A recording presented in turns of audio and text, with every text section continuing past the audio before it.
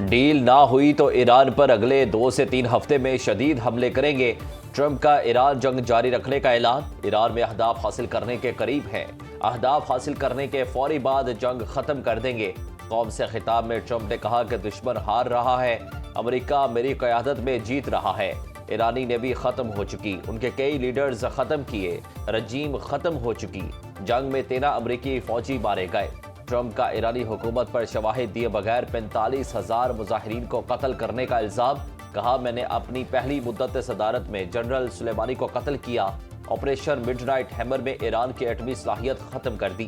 ہم ایران کو ہر لحاظ سے شکست دے چکے ہیں۔ ٹرمپ نے کہا کہ ہم کو اب مشرق وسطی کے تیل کی ضرورت نہیں رہی۔ تیل کی قیمتوں میں اضافہ عارضی ہے۔ ٹرمپ نے مزید کہا کہ بہت سے ملکوں نے اس جنگ میں شامل ہونے سے انکار کیا۔ جنہوں نے انکار کیا ان کے پاس آپشن ہے ہم سے تیل خریدیں۔ دوسرا آپشن ہے کہ ہمت کریں اور آبنائے حرمت سے تیل حاصل کریں۔ آپریشن ایپک فیوری اہداف کے مکمل حصول تک جاری رہے گا۔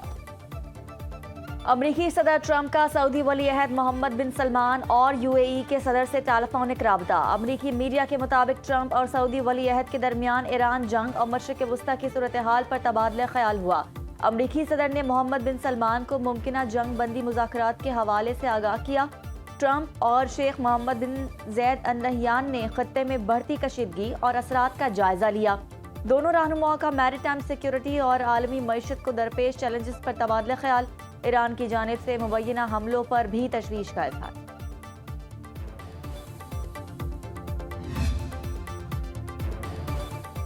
ایرانی صدر مسعود پزشکیان کا امریکی عوام کے نام کھلا خط۔ ایران کو جارح ملک قرار دینے کے بیانیے کو مسترد کر دیا۔ صدر پزشکیان نے کہا کہ ایران دنیا کی قدیم ترین تہذیبوں میں سے ایک ہے، جدید تاریخ میں کبھی جنگ کا آغاز نہیں کیا، ہمیشہ دفاع کیا ہے۔ ایران کو خطرہ قرار دینا حقیقت کے منافی، یہ طاقتور ممالک کے سیاسی اور معاشی مفادات کا حصہ ہے۔ ایرانی صدر نے موجودہ جنگ کے تناظر میں الزام لگایا کہ امریکہ اسرائیل کے مفادات کے لیے اس جنگ میں شامل ہوا۔ اس جنگ سے دونوں ممالک کے عوام کو نقصان ہو رہا ہے۔ آبنائے ہرمز میں 3,000 جہاز پھنسے ہوئے ہیں۔ دنیا بھر میں معاشی اور توانائی بھونچال۔ عالمی توانائی ایجنسی کے مطابق بحران سے یومیہ 12 ملین بیرل سے زائد آئل سپلائی متاثر ہوئی۔ متحدہ عرب امارات آبنائے ہرمز کھولنے کے لیے طاقت کے استعمال کا حامی۔ امریکی جریدے وال سٹریٹ جرنل کا دعویٰ۔ جریدے نے انکشاف کیا کہ UAE امریکہ کے ساتھ مل کر آبنائے ہرمز کھلوانے کی تیاری کر رہا ہے۔ UAE طاقت کے استعمال کے لیے امریکہ کی مدد کرنے کو بھی تیار ہے۔ وال سٹریٹ جرنل کے مطابق متحدہ عرب امارات سلامتی کونسل میں بھی ایسی قرارداد لانے کی لابنگ کر رہا ہے جس سے فوجی طاقت کے ذریعے آبنائے ہرمز کھلوائی جائے گی۔ برطانیہ کسی صورت ایران جنگ میں شامل نہیں ہوگا۔ وزیر اعظم کیئر سٹارمر کا دو ٹوک اعلان۔ پریس کانفرنس میں کہا کہ ہم برطانیہ کو اس جنگ میں گھسیٹنے نہیں دیں گے۔ ایران سے جنگ ہماری نہیں، ہمارے ملک کا اس سے کوئی تعلق نہیں۔ برطانیہ صورتحال سے شفاف اور محفوظ بن کر نکلے گا۔ اپنے ملک کو خود مختار اور محفوظ بنانا میری ذمہ داری ہے۔ شام کا بھی ایران کے خلاف جنگ میں شامل نہ ہونے کا اعلان۔ شامی صدر احمد الشراح نے کہا کہ نشانہ بننے تک جنگ میں شامل نہیں ہوں گے۔ شام ایران کے ساتھ مذاکراتی حل کو ترجیح دیتا ہے۔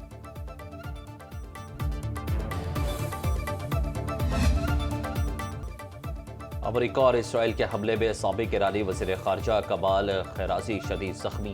اہلیہ شہید۔ ایرانی میڈیا کے مطابق تہران میں کمال خیرازی کے گھر کو نشانہ بنایا گیا۔ کمال خیرازی تشویشناک حالت میں ہسپتال منتقل۔ حملے میں ان کی اہلیہ شہید ہو گئی۔ کمال خیرازی شہید ایرانی سپریم لیڈر آیت اللہ خامنئی کے مشیر بھی رہے۔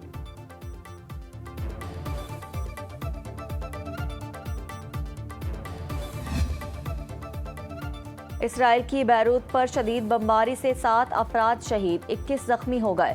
لبنان میں گھسنے والی اسرائیلی فوج اور حزب اللہ میں شدید جھڑپیں۔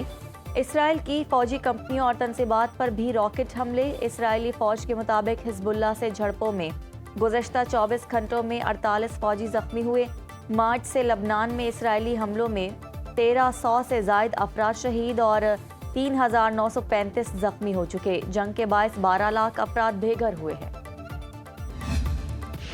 پاکستان شکریہ کے نعروں سے تہران گونج اٹھا۔ امریکی اور اسرائیلی بمباری کے باوجود ایران کے مختلف شہروں میں عوام کے مظاہرے۔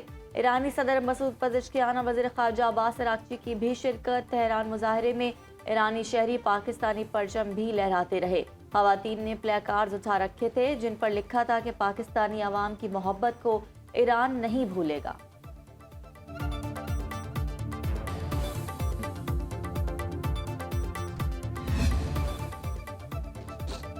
ایرانی پاسداران انقلاب کا خطے میں امریکی کمپنیوں پر حملوں کا اعلان۔ امریکی آئی سی ٹی اور اے آئی کمپنیاں جائز اہداف قرار دی۔ Microsoft, Google, Apple, Meta, Intel اور دیگر کمپنیاں شامل۔ ان کمپنیز کے ملازمین کو فوری ملازمتیں چھوڑنے اور دفاتر کے اطراف رہنے والے افراد کو 1 کلومیٹر دور منتقل ہونے کی وارننگ۔ امریکہ نے سعودی عرب میں اپنے شہریوں کو محفوظ مقامات پر رہنے کی ہدایت کر دی۔ سفارت خانے کے ملازمین کو بھی ہدایات جاری۔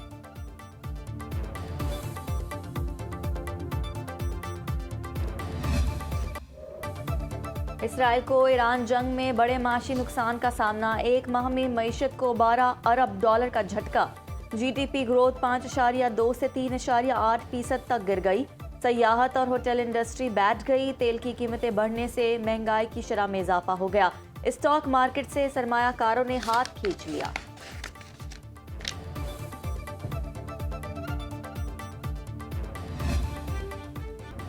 سیکیورٹی فورسز کا آپریشن غضب للحق جاری۔ افغان طالبان کی باجوڑ، محمد اور دیر کے سرحدی علاقوں میں بلا اشتعال فائرنگ۔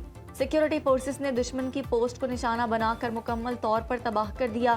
سیکیورٹی ذرائع کے مطابق مؤثر اور بروقت کارروائی سے دشمن کی صلاحیت کو شدید نقصان پہنچا۔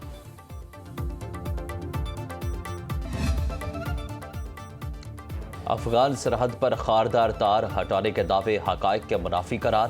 وزارت اطلاعات نے را اور افغان طالبان کے جھوٹ کا پردہ چاک کر دیا۔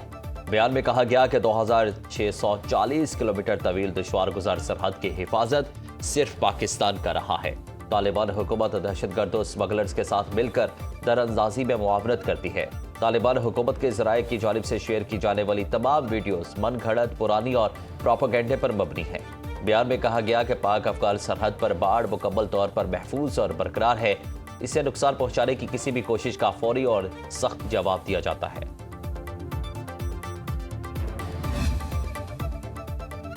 پاکستان، چین اور افغانستان کے درمیان سہ فریقی مذاکرات۔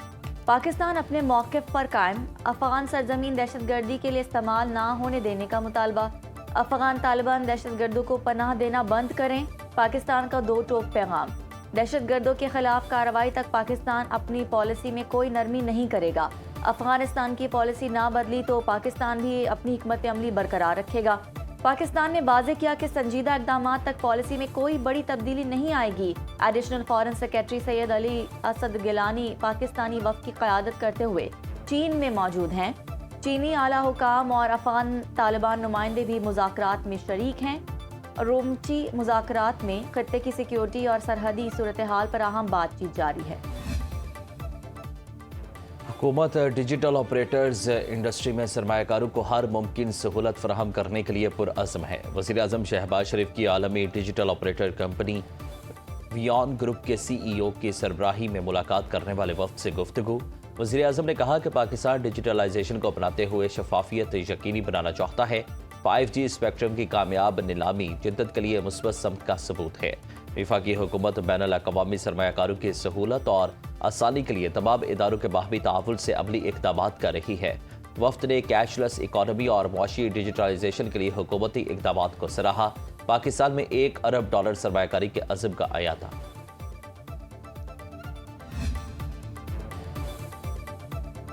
چیئرمین پیپلز پارٹی بلاول بھٹو اور سربراہ جے یو آئی مولانا فضل الرحمان کی ملاقات۔ ذرائع کے مطابق پیپلز پارٹی کی جے یو آئی کو سندھ اور بلوچستان حکومت میں شمولیت کی دعوت۔ مولانا فضل الرحمان نے پارٹی سے مشاورت کے لیے وقت مانگ لیا۔ دوسری طرف G D A Peoples Party اور جے یو آئی کا اتحاد روکنے کے لیے سرگرم۔ پیر پگاڑا کے صاحبزادے سید راشد شاہ رشدی کی مولانا فضل الرحمان سے ملاقات۔ سید راشد شاہ نے پیر پگاڑا کی جانب سے نیک خواہشات کا اظہار کیا۔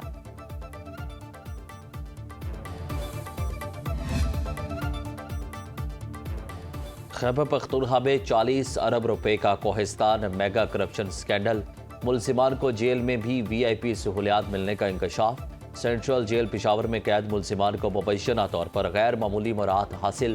CNW के क्लर्क और दिगर मुलजिमान से 40 अरब में से 27 अरब रुपए रिकवर किए जा चुके। नैब ने 38 मुलजिमान गिरफ्तार किए। मरकजी मुलजिम कैसर इकबाल की अहलिया की जमानत हो चुकी। कैसर इकबाल समेत 10 मुलजिमान ने प्ली बार्गेन की दरखास्तें चेयरमैन नैब को दे रखी हैं।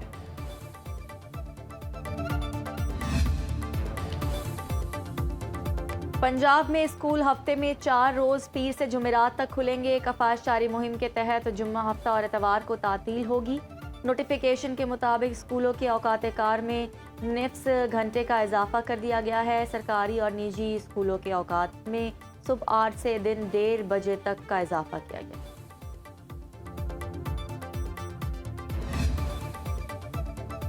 ईरान जंग खत्म होने की उम्मीद पर पाकिस्तान स्टॉक मार्केट में गैर मामूली तेजी। 100 इंडेक्स में 6,768 पॉइंट्स का बड़ा इजाफा। इंडेक्स 1,55,511 पर बंद। एक औंस सोने की कीमत $111 बढ़कर $4,760 पर आ गई। पाकिस्तान में सोना 15,300 रुपये महंगा 1 तोला 4,94,062 रुपये का हो गया।